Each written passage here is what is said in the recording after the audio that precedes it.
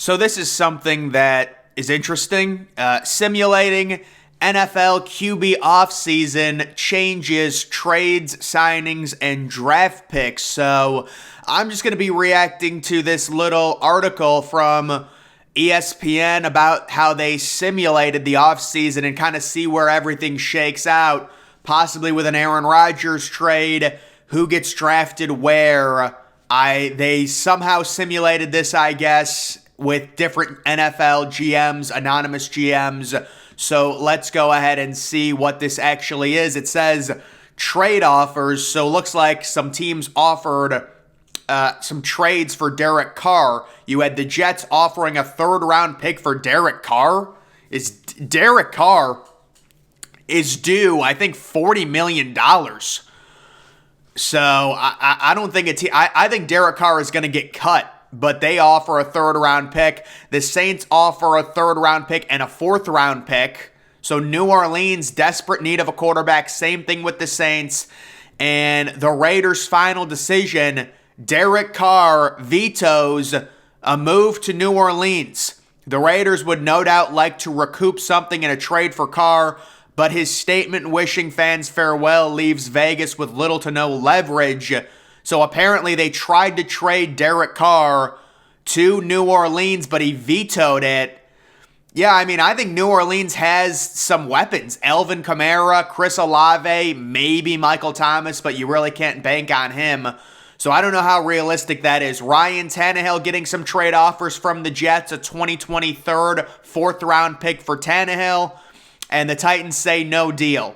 So it says Tannehill feels he has a lot of good football left, and so do the Titans. Yuck. If I was a Titans fan, I would not want Ryan Tannehill as my quarterback. It says the Ravens end up franchise tagging Lamar Jackson for $32 million. There's a massive disagreement right now between the Ravens and Lamar Jackson. He sees the guaranteed money that Deshaun Watson got, and it's really disrupted the market. It's the same thing that happened last year with Lamar Jackson demanding the same, a fully guaranteed contract. That's what Deshaun Watson got. And the Ravens looking at Lamar Jackson back-to-back years being injured, the durability issues with a smaller quarterback who's mobile, who runs. They're not interested in really committing a crazy amount of guaranteed money to him. So they end up franchise tagging him. And now technically Baltimore can either try and work out a long-term deal with Lamar, or they could trade him. And Lamar can also demand a trade. I'm sure he does not want to play on the franchise tag again. The Giants end up extending Daniel Jones. Wow.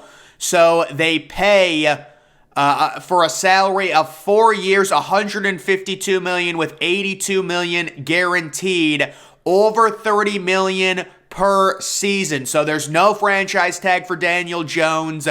They might end up, it says, franchise tagging Saquon Barkley if they extend Daniel Jones. And that would put Daniel Jones kind of at like number 9 or number 10 in terms of the amount of money he's getting paid, while also understanding the salary cap is going to continue to rise. Quarterbacks' contracts are going to continue to rise. There's rumors Jalen Hurts might get $50 million a year. So really not a horrible deal there by the Giants. 4 years for $152 with $82 million guaranteed.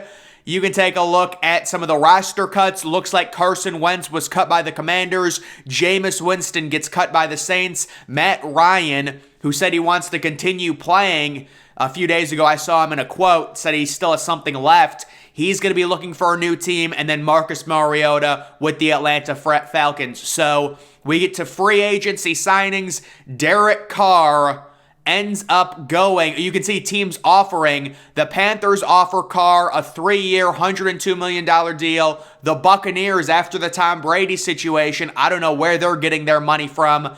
I think they've got a significant salary cap problem, but they offer 2 years, $80 million, and the Jets offer 3 years, $120 million. My goodness, the Saints offer 3 years, $90 million. The Falcons offer 3 years, $57 million.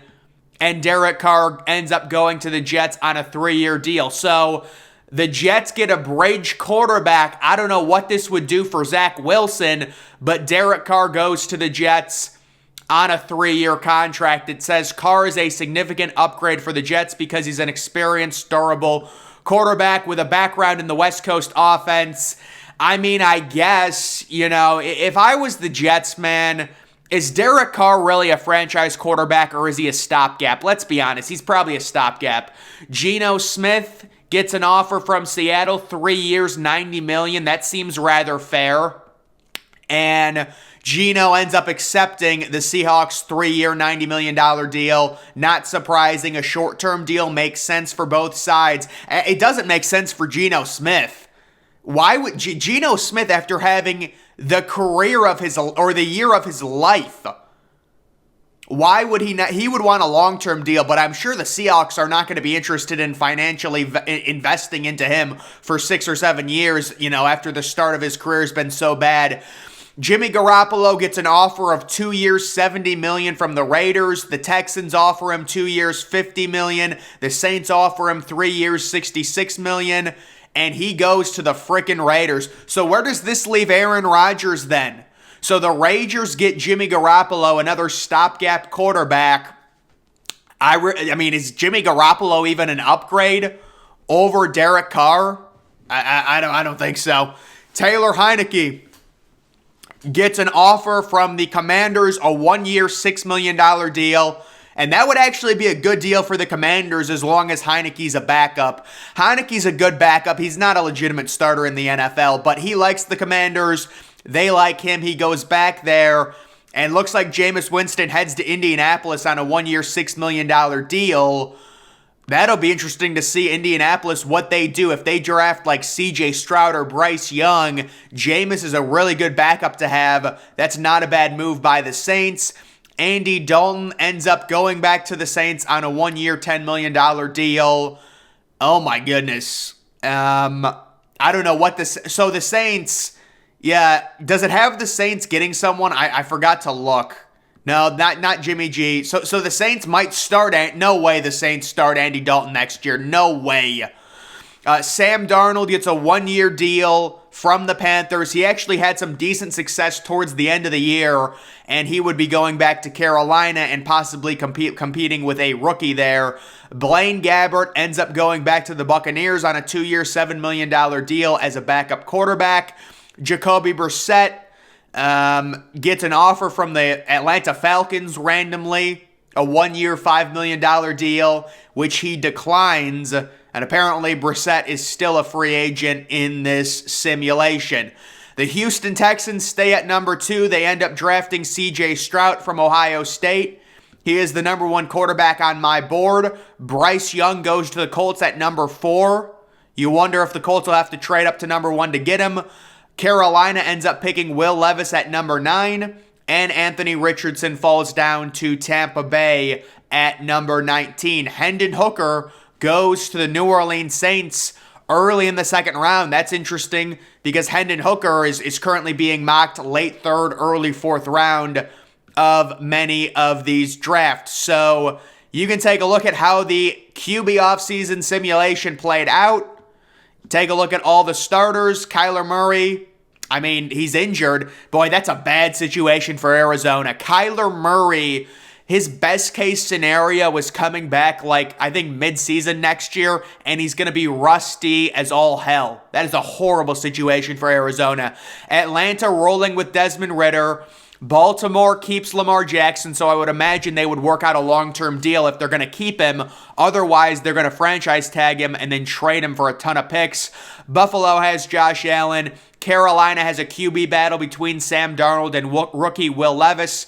Chicago has Justin Fields. Cincinnati has Joe Burrow. They're going to have to pay him a ton of money. Deshaun Watson will be starting week 1 this year for the Browns. Dak is still the Cowboys quarterback. Russell Wilson still tied into Denver, needs a bounce back year. Jared Goff still with Detroit. Aaron Rodgers remains with Green Bay. Houston rolls with C.J. Stroud as their franchise QB. Indianapolis has a quarterback battle between Jameis Winston and Bryce Young.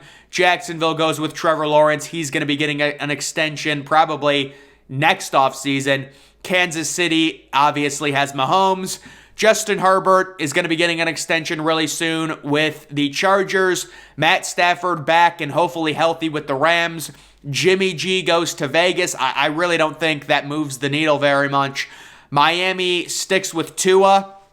If I was Miami, I would be deathly afraid with Tua and the concussion situation there and what the NFL would do if he suffers another one.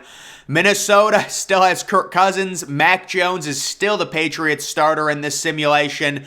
New Orleans has a quarterback battle between Dalton and Hendon Hooker. Daniel Jones signs that extension. He is the Giants quarterback. The Jets have, I don't think this would really be a battle. I'm guessing Carr would win this, especially if they gave Carr a 3-year deal. Yeah, I'm pretty sure that if they give Carr a 3-year deal, Zach Wilson might get traded for like a 3rd-round pick, or they could keep him as a backup. Jalen Hurts could get a massive extension. You've got Kenny Pickett and I think Mitch Trubisky already was cut by Pittsburgh. So it's just Kenny Pickett's going to be starting next year. Geno Smith probably going to be back with Seattle. San Francisco, I believe Brock Purdy is going to be out for a while with Tommy John surgery. So I would say Trey Lance is going to be the starter week 1. Blaine Gabbert or Anthony, man, that is a bad situation for the Bucs. I almost wonder if the Bucs trade everyone and tank for Caleb Williams. Ryan Tannehill versus Malik Willis, yuck. Sam Howell versus Taylor Heineke. I'm guessing Sam Howell will start for them if that was actually the battle, the young quarterback from UNC. So that's just a fun little simulation I wanted to go over and give my reaction to. But guys, that's going to do it for this video.